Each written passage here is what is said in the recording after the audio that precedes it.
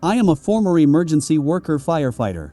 One night, we received a call to check the health of a person who had dialed 911 but wasn't responding to the operator. We arrived at the address, and the house seemed strange. A little old lady greeted us at the doorstep. We asked her if she knew who had called 911, but she replied that she had been living alone since her husband passed away. Just as we returned to the station, another call came in, the same address. We went back, talked to the old lady again, and left once more. But as soon as we got back to the station, the same call, the same address, and no response. We went there again, thinking the old lady might be confused. However, this time, when we approached the door, she wasn't at the doorstep anymore. We knocked, no answer. The door was unlocked. We looked inside and saw the grandmother lying on the floor, not breathing. We provided immediate medical assistance and took her to the hospital. She was stable.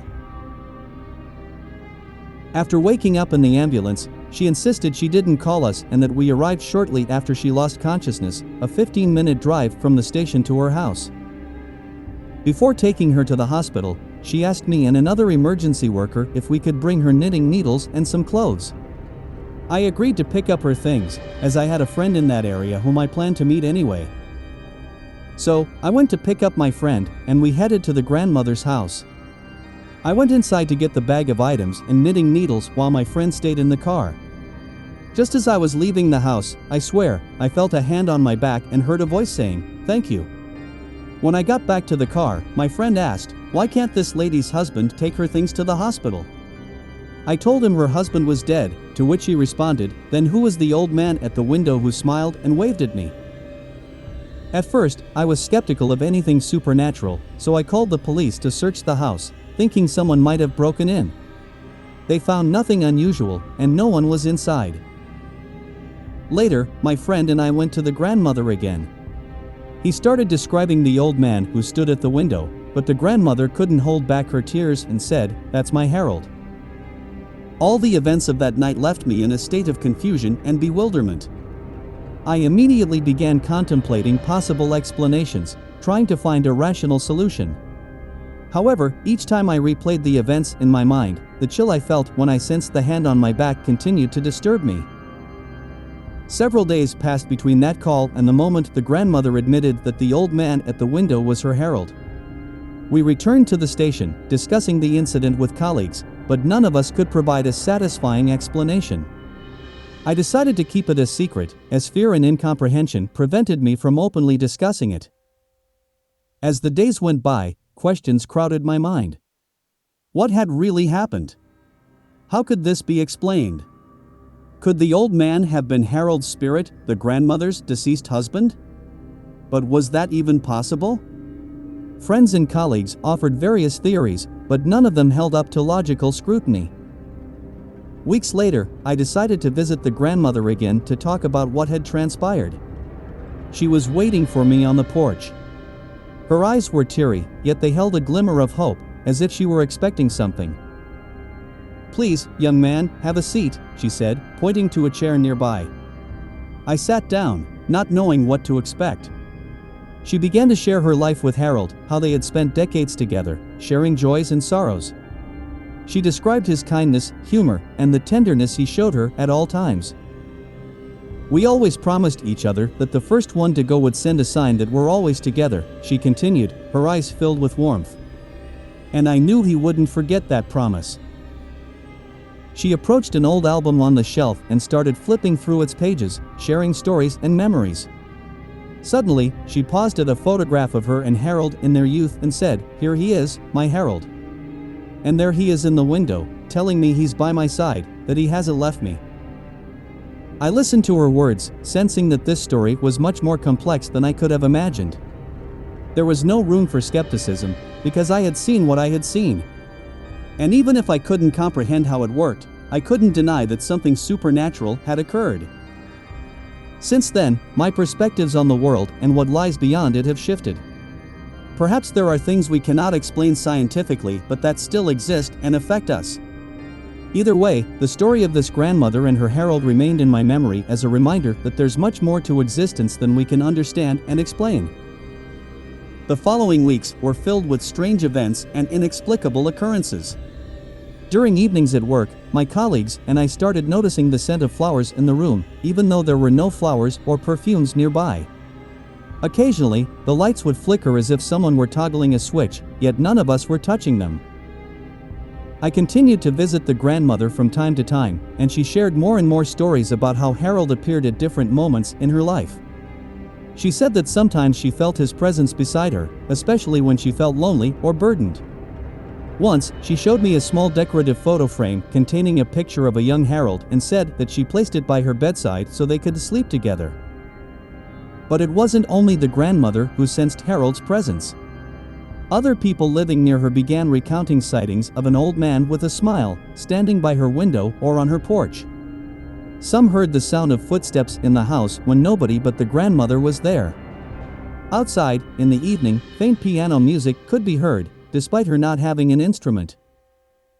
With each passing day, I delved deeper into these occurrences, trying to find any explanation. Paranormal phenomena expanded to the point that they became almost a part of my everyday life. I consulted paranormal researchers, yet their explanations didn't satisfy me. One day, when I visited the grandmother again, she was looking out the window with a smile and said, "He told me there'll be a storm soon." I looked around and indeed saw the sky had darkened significantly. A sense of unease washed over me as I realized that something unusual might happen. Suddenly, the wind started to howl, and the rain poured down so heavily that it felt like the sky had opened up. I stood on the grandmother's porch, sensing an invisible presence beside me. Suddenly, an apparition of a man in old-fashioned attire appeared before me, wearing a smile on his face. I understood it must be Harold. "Thank you," his voice echoed in my mind. "Thank you for looking after my beloved." My heart raced, I was shaken, yet I also felt warmth and understanding. I realized these phenomena held something more profound than I could grasp, connected to the unbreakable bonds that can exist between people even after death. Over time, my visits to the grandmother became less frequent, but the story of her and Harold remained a part of my life.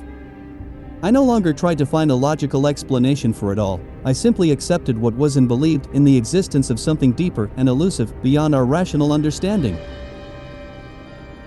Living with me in the old farmhouse built in the 1840s is my nephew. When he was around 4 years old, maybe 5, he told me that a little boy named Charlie used to live in our house. He added that Charlie had never heard of video games and that Charlie's father left him home alone. This happened around the same time he had an imaginary friend named Mr. Cat, who was an anthropomorphic cat, so I dismissed it as childhood imagination. A couple of weeks later, I was shaving with the bathroom door open and thought I saw my nephew out of the corner of my eye. I turned my head and saw him tinkering with an old glass cabinet that stored important items. But as soon as I entered the room, I saw my nephew sitting in the living room watching TV. He couldn't have covered such a large distance so quickly or silently. I asked him about it, and he said, "Oh, yeah, that was Charlie." He said there's a really cool book from when you were little in there. At the bottom of the stack of old documents and items in the cabinet was a book I had been given as a child. I didn't even know it was there, it was hidden beneath 2 boxes of documents until they were moved. The little boy didn't look like what people typically imagine ghosts to be. He wasn't transparent, floating in the air, or ominous. He looked like a regular child. Now I'm sure that people see ghosts, or whatever you want to call them, every day without realizing it because they look just as real as we do.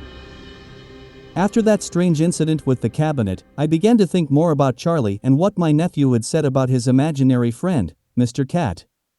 Despite being skeptical and inclined to explain all these phenomena rationally, something inside me began to change slowly.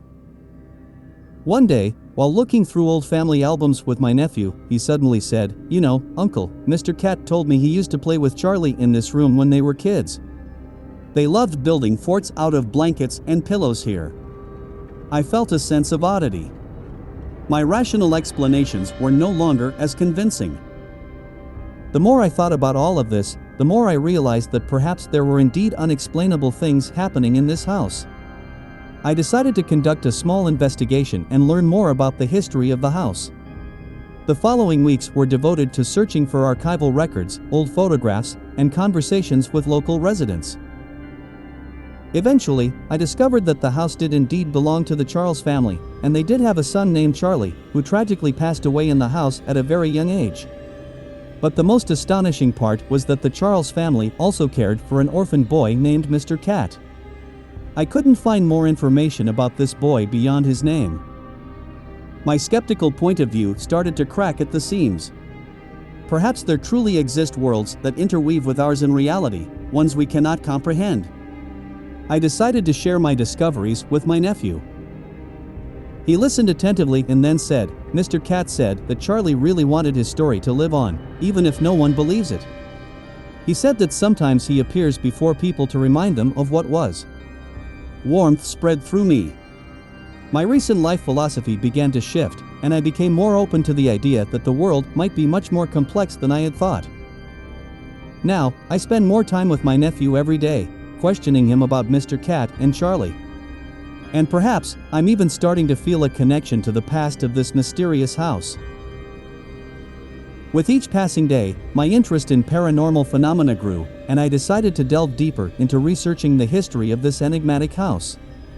My nephew, engrossed in his stories about Mr. Cat and Charlie, was eager to help. We spent hours digging through old records, photographs, and Charles family correspondence.